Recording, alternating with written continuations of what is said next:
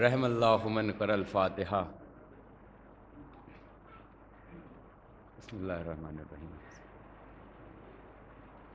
وإياك نستعين اهدنا الصراط المستقيم صراط الذين أنعمت عليهم غير المغضوب عليهم ولا الضالين۔ لا حول ولا قوة إلا بالله العلي العظيم۔ اعوذ باللہ من الشیطان الرجیم۔ بسم اللہ الرحمن الرحیم۔ الحمد للہ الذی ہدانا لہذا وما كنا لنہتدی لولا ان ہدانا اللہ۔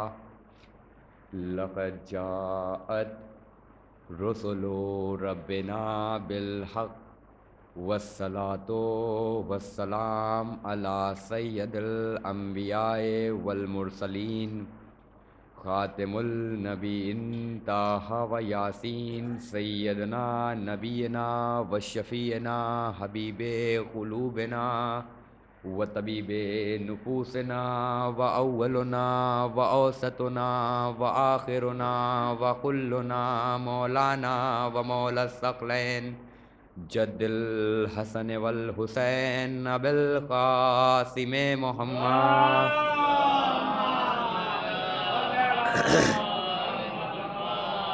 وآلہ الطیبین الطاہرین المنتجبین المظلومین المعصومین الغر المیامین ولعنۃ اللہ علی اعدائہم اجمعین۔ اما بعد فقد قال اللہ تبارک فی کتابہ الحکیم۔ بسم اللہ الرحمن الرحیم۔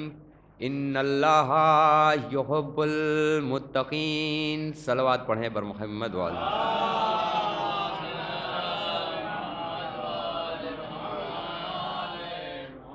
حضرات گرامی قدر، ماتم داران غازی ابو الفضل عباس، موالیان حیدر کرار، دعائے زہرا، تمنائے زہرا، غازی کا پرچم اٹھانے والوں، حسین پر گریہ کرنے والوں اور شہزادی کو ان کے لال کا پرسہ دینے والوں، ظاہر ہے کہ آج کی یہ تاریخ 9 محرم ہے، قیامت کی تاریخ ہے، اور یہ مجلس اس عشرہ مجالس کی آخری مجلس بھی ہے۔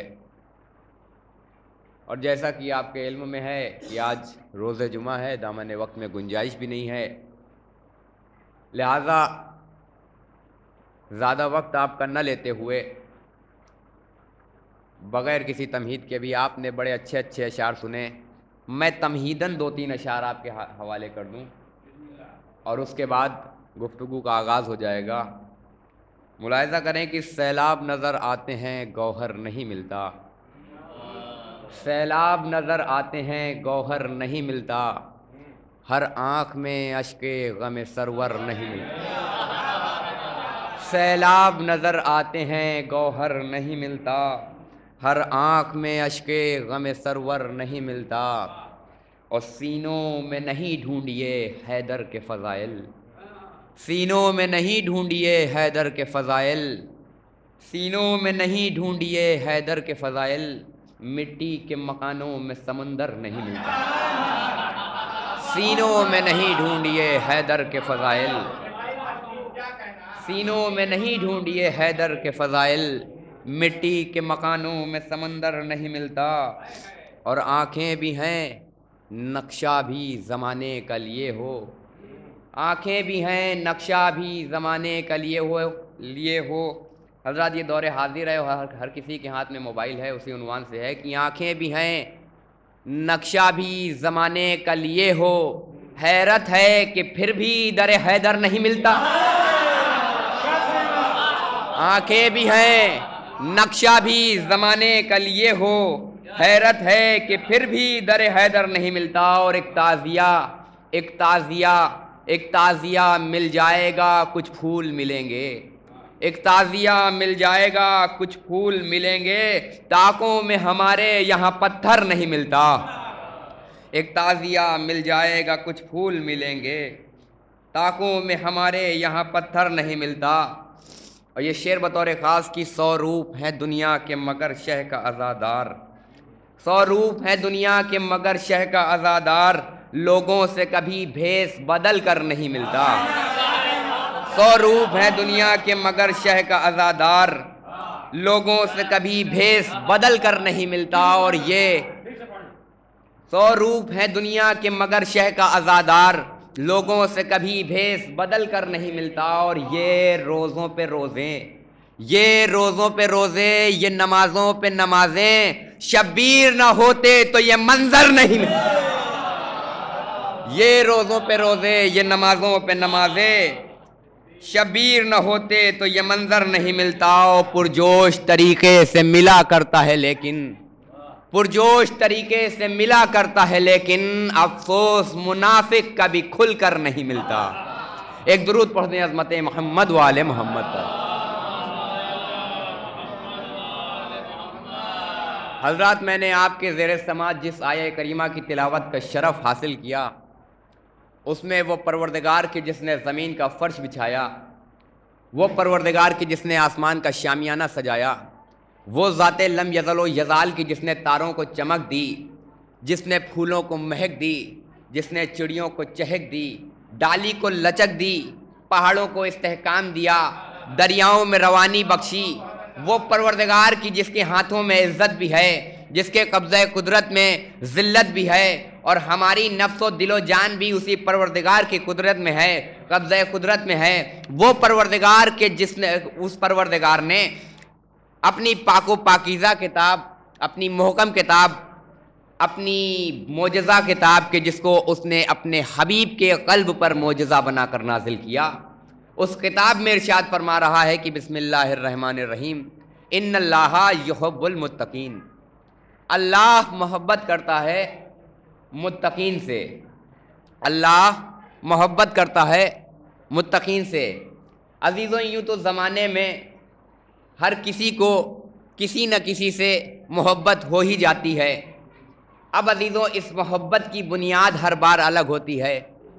کبھی یہ محبت علم کی بنیاد پر ہوتی ہے، کبھی یہ محبت دولت کی بنیاد پر ہوتی ہے، کبھی یہ محبت حسن کی بنیاد پر ہوتی ہے، کبھی یہ محبت اخلاق کی بنیاد پر ہوتی ہے، کبھی یہ محبت کردار کے بنیاد پر ہوتی ہے، کبھی یہ محبت گفتار کی بنیاد پر ہوتی ہے، کبھی یہ محبت شہرت کی بنیاد پر ہوتی ہے، کبھی یہ محبت سیاست کی بنیاد پر ہوتی ہے۔ لیکن عزیزان گرامی، یہ محبت محتاج ہے بنیاد کی، اس لیے کیونکہ کبھی یہ حسن کی محتاج ہے، کبھی یہ دولت کی محتاج ہے، کبھی یہ شہرت کی محتاج ہے۔ اس لیے عزیزان گرامی کہ جب کسی کو کسی کے حسن کی بنیاد پر محبت ہوتی ہے، تو جب تک حسن باقی رہتا ہے محبت بھی باقی رہتی ہے۔ لیکن جیسے جیسے اور آنکھیں زندگی پلٹتے ہیں اور انسان بڑھاپے کی طرف قدم رکھتا ہے، تو حسن کی جگہ جب چہرے پر جھریاں نمودار ہونے لگتی ہیں، تو وہ انسان کہ جس سے بات کرے بغیر دن کی شروعات نہیں ہوا کرتی تھی، آج اس سے بات کرنے کی طبیعت نہیں چاہتی۔ اس لیے کیونکہ عزیزان گرامی، یہ محبت محتاج تھی حسن کی، یہ محبت محتاج تھی دولت کے، یہ محبت محتاج تھی شہرت کے۔ لیکن عزیزان گرامی، اللہ اپنے بندوں سے کسی بنیاد پر محبت نہیں کرتا، اور صرف وہ محبت کا تذکرہ نہیں کرتا کہ وہ ان اللہ یحب المتقین، اللہ محبت کرتا ہے تو متقین سے، بلکہ اس نے بارہا قرآن مجید میں متقین کا قصیدہ پڑھا، متقین کا قصیدہ پڑھا۔ کبھی کہا ان اللہ یحب المتقین، اللہ محبت کرتا ہے تو متقین سے، کبھی کہا ان اللہ مع المتقین، اللہ ساتھ دیتا ہے تو متقین کا، کبھی آواز دی وہدی للمتقین، قرآن ہدایت کرتی ہے تو متقین کی، قرآن ہدایت کر رہا ہے تو متقین کی۔ اب عزیزان گرامی، پتہ یہ چلا کہ سارا کام قرآن اور اللہ متقین کے لیے کر رہا ہے. اللہ اس طریقے سے متقین کا قصیدہ پڑھ رہا ہے. ابھی عزیزوں آپ کے علم میں آیا کہ آج روز جمعہ ہے اور ابھی جمعے کی اذان ہوگی. آپ حضرات اذان سنیں گے اور اذان میں مؤذن چیخ چیخ کر یہی کہے گا اللہ اکبر اللہ اکبر اشہد ان لا الہ الا اللہ اشہد ان محمد رسول اللہ اشہد ان امیر المومنین و امام المتقین. علی امام ہے تو متقین کے. ایک درود پڑھیں عظمت محمد و آل محمد پر. علی امام ہے تو متقین کے. اللہ قصیدہ پڑھ رہا ہے متقین کا. اب عزیزوں یہ پتہ کیسے چلے کہ یہ متقین ہیں کون؟ اس لیے کہ متقین کی صفات سمجھ میں نہیں آئی. آپ کسی سے پوچھئے کہ نماز پڑھتے ہو؟ کہاں ہاں پڑھتے ہیں. کہا کیوں پڑھتے ہو؟ کہا جنت میں چلے جائیں. جنت میں جانے کے لیے نماز پڑھی جا رہی ہے. یہ بتائیے روزہ رکھتے ہیں؟ ہاں رکھتے ہیں. کیوں رکھتے ہیں؟ تاکہ جنت میں چلے جائیں. زکوٰۃ دیتے ہیں؟ کہاں ہاں اس لیے تاکہ جنت میں چلے جائیں. خمس اس لیے تاکہ جنت میں چلے جائیں. حج اس لیے تاکہ جنت میں چلے جائیں. یعنی ہر انسان واجبات کو صرف اس لیے انجام دے رہا ہے تاکہ جنت میں چلا جائے. نماز جنت میں جانے کے لیے، نمازی جنت میں جانے کے لیے. روزے دار روزہ رکھ رہا ہے روزہ جنت میں جانے کے لیے. حج دیا جا رہا ہے، حج کیا جا رہا ہے جنت میں جانے کے لیے. زکوٰۃ نکالا جا رہا ہے، زکوٰۃ دیا جا رہا ہے جنت میں جانے کے لیے. یہ سارے عمل اس لیے ہو رہے ہیں تاکہ انسان جنت میں چلا جائے. عزیزوں یہ سارے انسان جنت میں جانے کے لیے عمل کر رہے ہیں. لیکن اللہ متقین کا قصیدہ اس طریقے سے پڑھ رہا ہے کہ ازلفتی جنتو للمتقین، ازلفتی جنتو للمتقین. متقین جنت میں نہیں جائیں گے بلکہ جنت خود چل کر متقین کے قدموں میں، جنت خود چل کر متقین کے قدموں میں آ جائے گی. اب عزیزوں متقین کی پہچان کیا کیسے ہوگی؟ متقین کا پتہ کیسے چلے کہ یہ متقین کون ہے؟ عزیزان گرامی ایک انسان ہے جس کو شوگر ہے، اس نے ٹیسٹ کرایا شوگر ہے. اور ویسے بھی جس نے ٹیسٹ نہیں کرایا آج کے زمانے میں صرف اسی کو شوگر نہیں ہے. صرف اسی کو شوگر نہیں جس نے ٹیسٹ نہیں کرایا. ٹیسٹ کرایا شوگر نکلی، ڈاکٹر نے دوا لکھی، پرہیز لکھا، کہا کہ یہ نہیں کھانا ہے. ابھی یہ ٹیسٹ کرا کے گھر آئے ہی تھے، گھر میں کارڈ آ گیا کہ فلاں صاحب کا ولیمہ کل ہے. اب یہ پہنچے ولیمے میں. جیسے ہی ولیمے پہ پہنچے استغاثہ بلند ہوا، کبھی سیخ کباب کی طرف سے، کبھی شیرمال کی طرف سے. جلیبی کی خوشبو نے بےقرار کیا، ہمرتی نے آواز دی. اب یہ بھی جو ہے کسی طریقے سے پرہیز نہیں کیا، اس لیے کہ کہیں ایسا نہ ہو کہ کل محشر میں اللہ کی کوئی نعمت اس بات کی شکایت کرے کہ میں موجود تھا، حلال بھی تھا، میں موجود بھی تھا، حلال بھی تھا، لیکن اس نے کھایا نہیں، لہٰذا میں نے کوئی پرہیز نہیں کیا، میں نے سب کچھ کھایا. اب ان کا چہرہ پھول کے غبارہ اور یہ گھر آئے. شوگر نے ابال مارا، گولی ایک کی جگہ 2 کھائی. صبح ہوئی جیسے یہ ڈاکٹر کے پاس پہنچے. ڈاکٹر نے پوچھا یہ کیا ہوا؟ کہا دوا نہیں کھائی. کہا کھائی، 1 نہیں 2 ٹیبلٹ کھائی. کہا پھر یہ کیا ہوا؟ کہا کہ پرہیز کیا. کیا کھایا تھا؟ کہا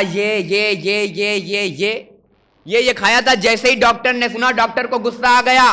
کہا کتنا بھی علاج کرو، کتنی بھی دوائیں کھاؤ، اگر پرہیز نہ کرو گے تو دوائیں فائدہ نہ دیں گی. اسی طریقے سے عزیزان گرامی کتنے بھی سجدے کرو، اگر متقی نہ بنو گے تو سجدے فائدہ نہیں دیں گے. اب عزیزان گرامی پتہ تو چل گیا کہ متقین کی صفات کیا ہے. متقین وہ ہیں جو صرف سجدے نہیں کرتے بلکہ پرہیز بھی کرتے ہیں، متقی بھی بنتے ہیں. اب عزیزان گرامی یہ متقی ہیں کون لوگ؟ اس لیے کہ کل کربلا میں نمازیں ادھر بھی تھیں، نمازیں ادھر بھی تھیں، روزے ادھر بھی تھے، نمازیں ادھر بھی تھیں، تکبیر ادھر بھی بلند ہو رہی تھی، تکبیر کی صدا ادھر بھی بلند ہو رہی تھی، ادھر بھی قاری قرآن ادھر بھی قاری قرآن. پتہ کیسے چلے کہ متقین کون ہے، حق پہ کون ہے، باطل پہ کون ہے؟ تو عزیزان گرامی اس لیے اللہ نے متقین کی صفات بتا دی کہ اس طرف بے عمل مسلمان تھے، اس طرف با عمل متقین تھے. اس طرف باعمل متقین تھے، اور اللہ نے بتایا کہ یہ متقین ہیں کون۔ قرآن مجید میں اس بات کا اللہ نے اعلان کر دیا، جو لوگ اللہ کی نشانیوں کی تعظیم کرتے ہیں وہ متقی ہیں، وہ متقین ہیں۔ اب عزیزان گرامی، یہ اللہ کی نشانیاں کیا ہیں؟ نشانیاں کیا ہیں اللہ کی کہ جن کی تعظیم کی جائے؟ مثال کے طور پر ویسٹرن کلچر میں آپ نے دیکھا ہوگا کہ انگیجمنٹ ہوتی ہے، رنگ سیریمنی ہوتی ہے، تو وہ رنگ کیوں پہنائی جاتی ہے؟ وہ رنگ اس لیے پہنائی جاتی ہے کہ ابھی تک کی بات کچھ اور تھی، لیکن اب اس رنگ کو پہننے کے بعد اسے اس بات کا احساس ہونا چاہیے کہ اب تم کسی کے ہو چکے ہو اور تم کسی کی ہو چکی ہو۔ یعنی اس انگوٹھی کو، یعنی اس نشانی کو دیکھو اور اس کے اصل کو یاد کرو، اس کے مالک کو۔ یا ایک درود پڑھتے محمد والے محمد۔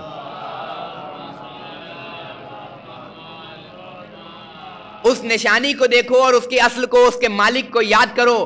پتہ یہ چلا کہ نشانی اسے کہتے ہیں کہ جس کو دیکھنے کے بعد اس کے اصل کی، اس کے مالک کی یاد آ جائے۔ تو اب عزیزان گرامی ارشاد ہو رہا ہے کہ متقین وہ ہیں جو اللہ کی نشانیوں کی تعظیم کرتے ہیں۔ تو اب آپ بتائیے کہ کائنات میں ایسا کون آپ کو نظر آیا کہ جس کو دیکھنے کے بعد آپ کو نظر آیا ہو کہ اس کا چہرہ دیکھو تو وجہ اللہ، اس کی زبان سنو تو لسان اللہ، اس کے ہاتھوں کو دیکھو تو ید اللہ۔ پتہ چلا کہ کائنات میں کوئی اور اللہ کی نشانی نہیں سوائے علی ابن ابی طالب کے۔ ایک درود پڑھ دیں محمد والے۔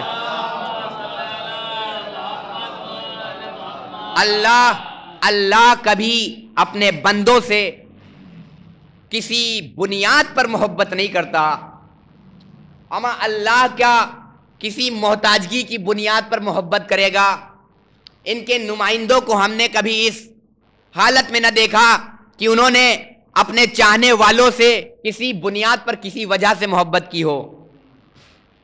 البتہ ہم نے تو یہ دیکھا کہ اگر آل محمد سے کوئی محبت کر لے اور خود آل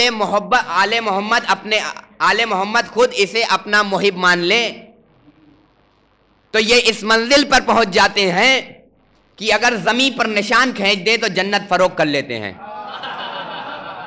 اب آپ دیکھیے عزیزان گرامی، اللہ کا دین آدم سے لے کے عیسیٰ تک کہیں محفوظ نہ رہ سکا، تو اس دین کو جیسے ہی محمد مصطفیٰ کے سپرد کیا گیا تو محمد مصطفیٰ نے اس دین کی حفاظت کی، اور زہر کا پیالہ نوش کرنے کے بعد اس دین کو امام المتقین کے حوالے کر دیا۔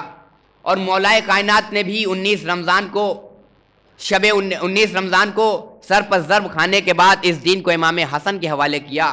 امام حسن نے زہر کا پیالہ نوش کرنے کے بعد اس دین کو امام حسین کے حوالے کیا، اور 10 محرم کو جب امام حسین کے گردن پر کند خنجر چلنے لگا، میں مصائب نہیں پڑھ رہا عزیزوں، لیکن ایک منزل آپ کو لے جانا چاہ رہا ہوں کہ جب امام حسین کے گردن پر کند خنجر چلنے لگا تو امام حسین نے تڑپتے ہوئے دین کو، لرزتے ہوئے دین کو، اور اپنے نانا کے دین کو جو بڑی حسرت بھری نگاہوں سے امام حسین کی طرف دیکھ رہا تھا، امام حسین نے اس دین کی طرف دیکھا اور فرمایا کہ اے نانا کے دین، تو گھبرا نہیں، تو ڈر نہیں، تو خوف زدہ نہ ہو، اس لیے کہ یہ حسین ابھی تک تیری حفاظت کر رہا تھا، اب میری شہادت کے بعد میں تجھے اپنی بہن زینب کے حوالے کر کے جاؤں گا۔ اور عزاداروں، امام حسین کے بعد جناب زینب نے اس دین کی اس طریقے سے حفاظت کی ہے کہ یہ کہنا کوئی غلط نہیں ہوگا کہ جناب امام حسین وہ ذات ہے کہ جس نے دین کو بچایا، اور جناب زینب کی ذات والا وہ ذات ہے جس نے حسینیت کو بیدار کیا۔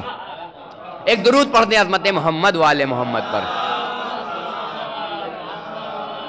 یعنی اگر انسان اپنے آپ کو ان سے منسوب کر دے تو بقا حاصل کر لیتا ہے۔ شرط یہ ہے کہ اس طریقے سے محبت ہو جس طریقے سے آل محمد چاہتے ہیں، جس طریقے سے حسین چاہتے ہیں، اور اگر اس طریقے سے محبت ہو جائے تو انسان اس منزل پر پہنچ جاتا ہے۔ اور عزیزوں، کسی شاعر نے کہا تھا جس کا مفہوم یہ ہے کہ حسین سے محبت وہی کرے گا جو شرافت اختیار کرتا ہو۔ اس لیے کہ ایک سائنٹسٹ ہے ایڈم ڈفرن، آپ نے نام سنا ہوگا، اس کی تھیوری میں اس نے کہا کہ انسان پہلے بندر تھا، اور جب بندر کا ڈیولپمنٹ ہوا تو وہ انسان کی طرف آیا۔ لیکن قرآن کہہ رہا ہے کہ نہیں، ہم نے آدم کو بھیجا اور ادھر کیا ہوا کہ بندر آیا۔ تو عزیزان گرامی، جس کا شجرہ آدم سے ملتا ہے وہ حسین سے محبت کرے گا، اور جو بندر والا ہے، ایک درود پڑھ دیں محمد و آل محمد پر۔ اور اسی لیے عزیزان گرامی، پیغمبر اسلام نے بھی فرمایا تھا حسین منی وانا من الحسین، میرا حسین مجھ سے ہے اور میں حسین سے ہوں۔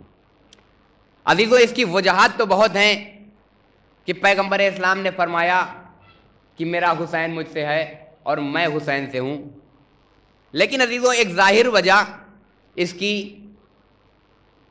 کہ میں حسین سے ہوں، یہ غور کرنے کی بات ہے، اس لیے کہ اس حدیث کا پہلا حصہ کہ میرا حسین مجھ سے ہے، یہ بات سمجھ میں آتی ہے اس لیے کیونکہ جناب فاطمہ کی ذات جناب امام حسین اور جناب ختمی مرتبت کے درمیان میں فصیل کی حیثیت رکھتی ہے۔ لیکن اس حدیث کا دوسرا پہلو قابل غور ہے، اس لیے کہ امام حسین کے لیے فرمایا جا رہا ہے کہ میں حسین سے ہوں۔ ایک وجہ تو یہ ہے کہ جب جناب ابراہیم نے جناب اسماعیل کی گردن پر خنجر کو رکھا تو وہ لوح محفوظ پر جو نور روشن ہوا کہ میں اسماعیل کی جان بچا سکتا ہوں، وہ امام حسین کا تھا، اور جناب اسماعیل کو بچانے والی ذات کا نام حسین ہے۔ اور چونکہ جناب اسماعیل علیہ السلام کی نسل سے ہی جناب ختمی مرتبت ہے، لہٰذا جناب ختمی مرتبت نے فرمایا کہ میں حسین سے ہوں۔ لیکن عزیزوں، ایک وجہ یہ بھی ہے کہ وہ اسلام جو پیغمبر اسلام نے مدینے میں نافذ کیا تھا، سن 11 ہجری کے بعد جب 50 سال زندگی آگے بڑھی تو وہ اسلام کچھ اس طرح کا ہو گیا تھا کہ مسجدوں میں علل اعلان شراب خوری ہو رہی تھی، شراب پی کے نماز پڑھائی جا رہی تھی، حرام کو حلال میں تبدیل کیا جا رہا تھا، حلال کو حرام میں تبدیل کیا جا رہا تھا۔ تو ایسے میں محمد کا نواسہ اٹھا اور یہ کہتے ہوئے اٹھا کہ سرداد نداد دست در دست یزید حقا کے بنا لا الہ است حسین، دیکھو ہم سر تو دے دیں گے لیکن حسین کی بیعت نہیں کریں گے۔ اور امام حسین نے کربلا میں قیام کیا، اور قیام کرنے کے بعد امام کی شہادت کے بعد ماحول پھر اس طریقے سے پلٹ کے آیا کہ وہ دین جو جناب ختمی مرتبت نے مدینے میں نافذ کیا تھا وہی دین پھر سے لگا۔ یعنی اگر جناب امام حسین نہ ہوتے تو مسجدوں میں آج تکبیروں کی صدا بلند نہ ہو رہی ہوتی، امام حسین نہ ہوتے تو اللہ اکبر کی صدائیں بلند نہ ہو رہی ہوتی، اسلام کو کوئی اسلام نہ جانتا، نبی کو کوئی نبی نہ جانتا، اللہ کو کوئی اللہ نہ جانتا۔ لہٰذا جناب ختمی مرتبت کو یہ کہنا پڑ گیا کہ جناب امام حسین کی ذات ہی ہے کہ جس کے ذریعے سے میں ہوں، اس لیے کیونکہ ظاہر وجہ یہ ہے کہ جناب ختمی مرتبت کا جو آج نام باقی ہے، جو اسلام باقی ہے، اس کو وہ وجہ کچھ اور نہیں امام حسین ہے۔ ایک درود پڑھ دیں محمد و آل محمد۔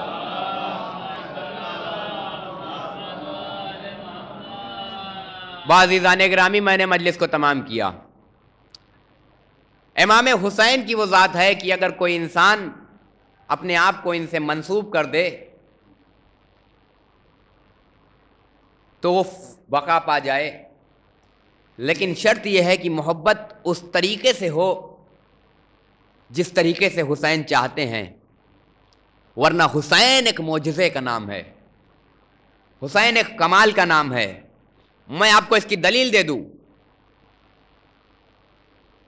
روضہ امام حسین جب 40 کے وقت لوگ 40 پہنچتے ہیں تو کبھی مجمع 1 لاکھ کا بھی ہوتا ہے، کبھی 2 لاکھ کا ہوتا ہے، کبھی 5 لاکھ کا ہوتا ہے، کبھی کروڑوں میں پہنچ جاتا ہے۔ لیکن عزیزان گرامی، مجمع کتنا بھی آ جائے، عالم یہی ہوتا ہے کہ انسان اس بات پر مجبور ہو جاتا ہے کہ اپنے قدموں کو آگے بڑھانے کے لیے سامنے والے کے شانے کو چھیلتے ہوئے آگے بڑھے۔ اب عزیزان گرامی امام حسین معجزہ اسی لیے تو ہیں کہ یا تو ہمیں یہ ماننا ہوگا کہ جیسے جیسے زائرین کی تعداد کربلا میں بڑھتی ہے کربلا اپنی آغوش کو بڑھا دیتی ہے، اور یا تو یہ ماننا ہوگا کہ جیسے جیسے زائرین کی تعداد کربلا میں بڑھنے لگتی ہے لوگوں کا قد اتنا گھٹنے لگتا ہے کہ جیسے جیسے تعداد بڑھتی ہے امام حسین کے روضے میں وہ تعداد سما جاتی ہے۔ حسین ایک معجزے کا نام ہے عزاداروں۔ آج 9 محرم ہے اور اس عشرہ مجالس کی آخری مجلس بھی ہے۔ میں چاہتا یہ ہوں کہ میں امام حسین کے مصائب پڑھوں، اور مجھے حکم بھی یہی ہے۔ امام حسین کربلا کے میدان میں ہیں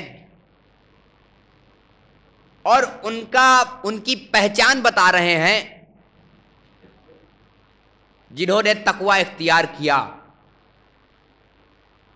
اور ایسا کرتے کرتے امام حسین پر وہ منزل بھی آئی کہ اب امام حسین در خیمہ پر تنہا ہیں اور کوئی باقی نہیں ہے، امام حسین کا کوئی مونس، کوئی یاور، مددگار کوئی باقی نہ رہا۔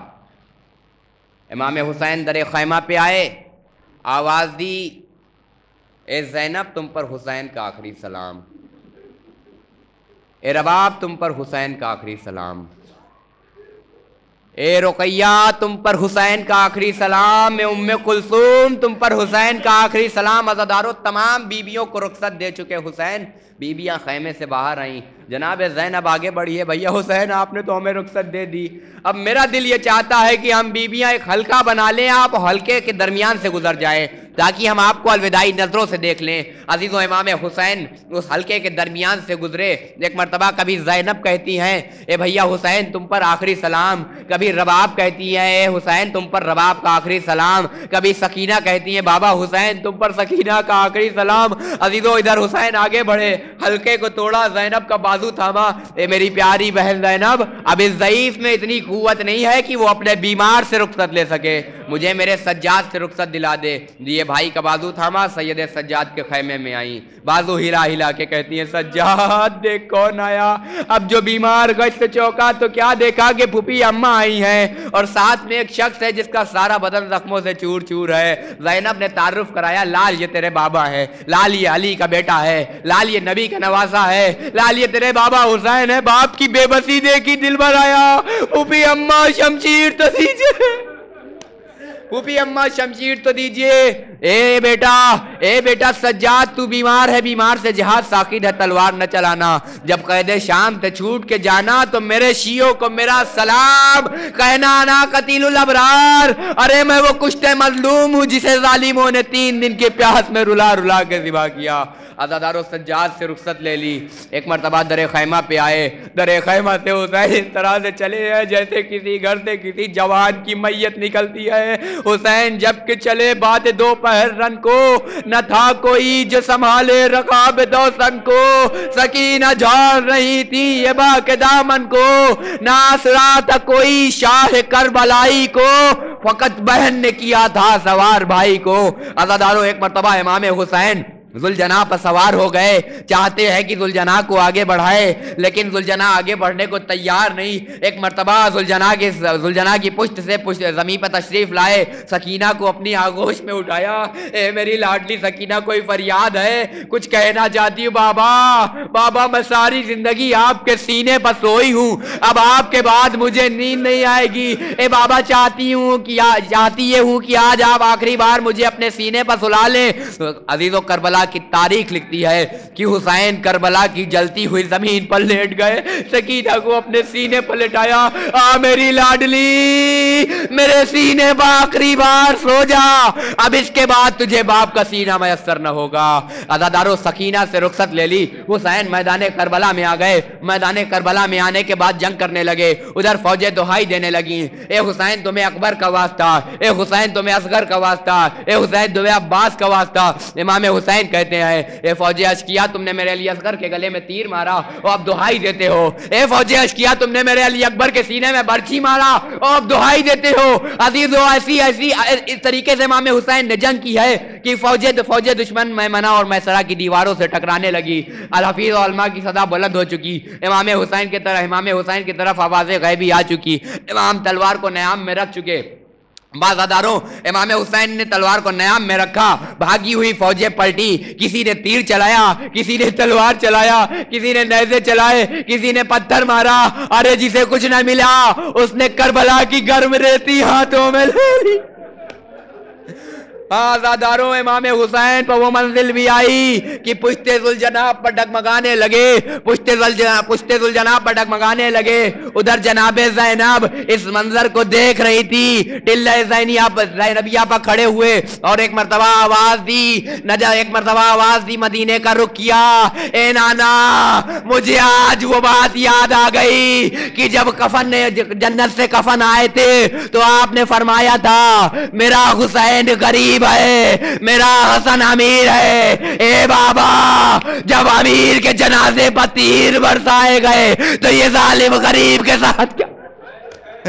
آزادارو ایک مرتبہ امام حسین وہ پشت ذوالجلال سے زمین پر تشریف لائے۔ عزادارو جانتے ہو جب قاسم گھوڑے کی پشت سے زمین پر تشریف لائے تھے تو لاشے میں تیر تھا، جب حضرت عباس گھوڑے کی پشت سے زمین پر تشریف لائے تو لاشے میں تیر تھا، لیکن عزادارو یہ واحد شہید ہے کربلا کا جسے حسین کہتے ہیں کہ جب گھوڑے کی زین سے زمین پر تشریف لائے تو لاشے میں تیر نہ تھا بلکہ تیروں پر لاش معلق تھی۔ ہاں عزادارو ادھر امام حسین کے گردن پر کند خنجر چلنے لگا، ادھر ہاتھوں کو جوڑے ہوئے جناب زینب سید سجاد کے خیمے میں آئیں، اے بیٹا سجاد یہ فضاؤں میں تلا تم کیسا، یہ سیاہ آندیاں کیسی، یہ ہوائیں کیسی، یہ آندیاں کیسی۔ ایک مرتبہ آواز دیے پھوپھی اماں ذرا خیمے کا پردہ تو ہٹائیے۔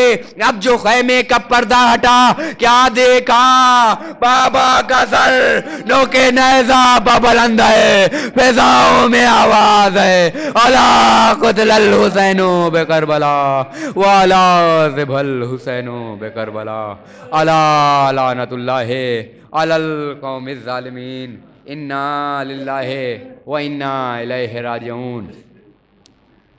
پروردگارہ واسطہ ہے محمد والے محمد کا جو بے اولاد ہے انہیں اولاد عطا فرما، پروردگارہ جو بے روزگار ہے انہیں روزی سے لگا دے، پروردگارہ جو صاحب اولاد ہے انہیں اولاد کی صحیح تربیت کرنے کی توفیق عطا فرما، پروردگارہ جو برسر روزگار ہیں ان کی روزی میں اور اضافہ فرما، پروردگارہ تجھے واسطہ ہے محمد والے محمد کا جو مقروض ہیں ان کے قرض کو غیب سے ادا فرما، پروردگارہ تجھے واسطہ ہے محمد والے محمد کا شیان حیدر کرار کی عورتوں پر بالخصوص جناب زینب کی چادر کے صدقے میں پردہ سلامت رکھنا، پروردگارہ تجھے واسطہ ہے محمد والے محمد کا جو بھی اپنے دل میں تمنا حج و زیارات رکھتے ہیں ان کی تمناؤں کو برلا، پروردگارہ آج کی تاریخ کے صدقے امام حسین کے صدقے ہمارے والدین کے گناہ کبیرہ و صغیرہ کو معاف فرما دے، پروردگارہ ہم سب کے گناہ کبیرہ و صغیرہ کو معاف فرما دے، پروردگارہ ہمارا آخری امام وارث کعبہ وارث عزاداری وارث خون حسین پردہ غیب میں ہے، پروردگارہ تجھے تیرے کرم کا واسطہ بالخصوص آل محمد کا واسطہ اس کے ظہور میں تعجیل فرما، ان کے ظہور کے بعد ہم سب کو ان کے انصار و اعوان میں کم سے کم غلام میں شمار فرما، ماتم حسین۔